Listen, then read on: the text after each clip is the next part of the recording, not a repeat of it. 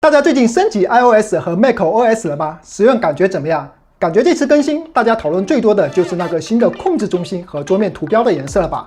不过你有没有发现，这次还多了一个叫密码的 App？ 虽然讨论度不高，但是我觉得这个 App 真心能改变我们记密码的方式，强烈建议你赶紧用起来，像记账、锻炼一样，越早开始越好。这期我就和大家聊一聊，为什么 Apple 的这个密码 App 非常适合普通人使用，以及如果你有更高的需求怎么办？话不多说，让我们 Let Go。这个密码 App 其实就是一个密码管理器，最核心的功能就是帮你管理密码，或者说它的最终目的就是让你忘记密码。当你通过 Apple 账户登录 iCloud， 并在 iCloud 的设置中打开了密码与钥匙串，就能在所有的设备上使用这些数据了。此外，如果你使用自动填充登录 App 和网站，密码也会自动出现。在 App 或者网站的注册页面输入账号名称后，它就会为你创建一个唯一且复杂的密码。账号和密码就会自动储存在这个密码 App 当中。当你下次登录这个 App 或者网站的时候，轻点账户名称栏，键盘上就会出现之前保存的信息，点击确认后，跳转到 Face ID 或 Touch ID 认证。通过后，账户和密码就会自动填充。除了自动填充密码，你也可以搭配 Sign in with Apple 一起使用，更好的保护隐私。点击通过 Apple 登录，这时候会显示 Apple 账户中的姓名和个人邮箱。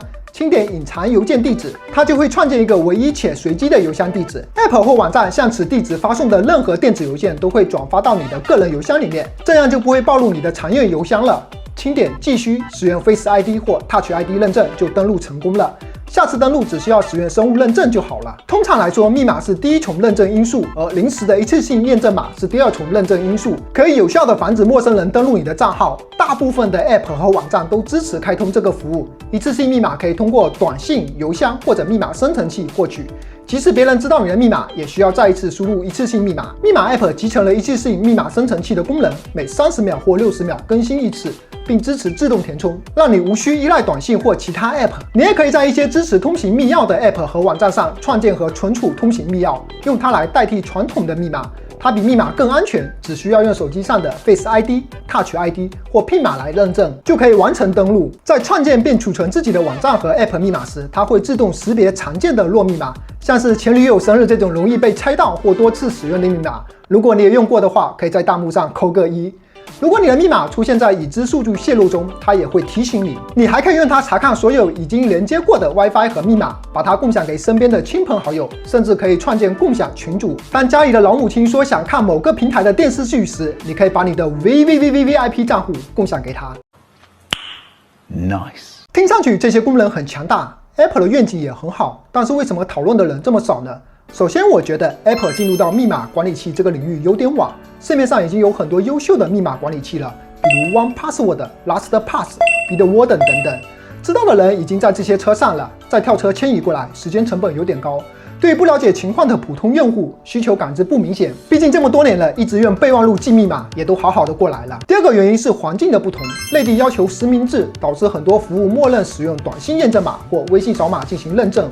普通用户可能根本没有机会设置账号和密码，海外没有这个要求，更注重隐私，习惯用邮箱进行认证。第三个原因就是接收新事物需要一定的时间，先不说大家认为新技术有些麻烦，对于这种把所有鸡蛋放在一个篮子里的做法，一定会有不信任，还需要改变自己的使用习惯，加上人都有莫名的自信，认为自己的密码一定没有人可以猜得到。这时候你可能觉得不对劲了，既然现在都是短信验证码或扫码登录了，为什么我还用密码管理器呢？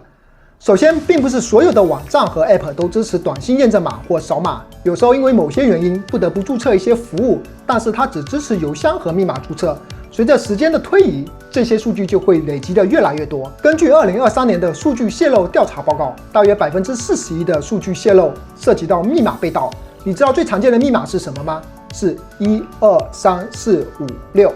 我相信每个人都设置过这个密码。除了设置这些简单密码外，我们还会在不同的服务中使用同样的账户和密码。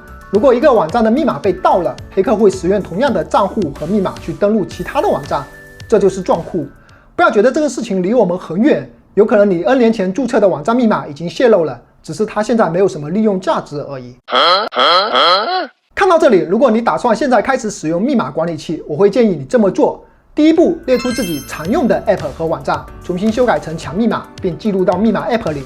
如果支持姓氏密码和通行密钥，建议都打开。这样做的好处是工作量不大，可以先培养一个使用的习惯。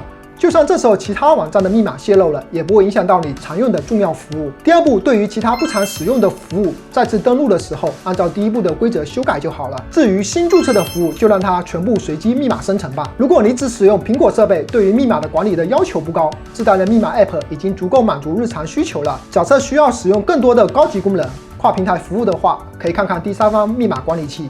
以 OnePassword 为例，除了保存登录信息外，还能保存密码笔记、支付信息、银行账户、各种证件、软件授权、加密钱包等等，还可以对每个项目增加更多的备注信息和标签。凡是涉及到登录凭证的一切，都可以保存在这里。比如不常用的行李箱密码，你甚至可以把 OnePassword 当作传家宝传给你的子孙，告诉他，爷爷这辈子的密码都在这里了啊。你有病！ OnePassword 是跨平台的软件，支持多种操作系统和设备，包括 iOS、macOS、Windows、Android 以及浏览器扩展。这意味着无论你使用什么设备，都可以在不同的平台之间同步密码。OnePassword 还提供了一个叫做 Watchtower 的功能，对比 Apple 的密码 App， 除了可以查看密码是否出现在已知的数据泄露中，还能帮助用户检测密码的安全性。比如是否使用了弱密码，是否有重复密码，以及告诉用户哪些账户可以开通通行密钥和一次性密码。你也不用担心它的安全性。至今为止 ，OnePassword 还未经历过重大的安全事件，所有密码都是加密保存在本地，连服务商也无法访问你的任何数据。OnePassword 在注册的时候需要设置一个主密码，并会生成一个 secret key。你唯一要做的就是要保管好它们。OnePassword 是个收费软件。个人版每个月2.99美刀，你可以和家人或朋友使用家庭版，每个月4.99刀，支持5名家庭成员使用。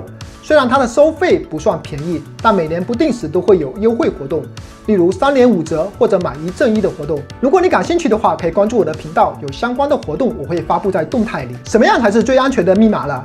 通行密钥或许是一种方案，它由苹果、谷歌、微软一起推出，目前 iOS 和安卓都已经原生支持了。不需要设置密码或一次性密码，也不需要短信或邮件验证码，因为这些只能确认这个密码和账号是对得上的，它不能真的确认用这个账号密码的是不是本人。通行密钥通过生物上的认证，让你和解锁手机一样简单和安全的使用这些服务，没有密码也不存在密码泄露的问题了。以上就是今天视频的全部内容了。如果你喜欢我的视频，记得点赞、分享并订阅，就是对我最大的支持。我是 Barry，让我们下个视频见。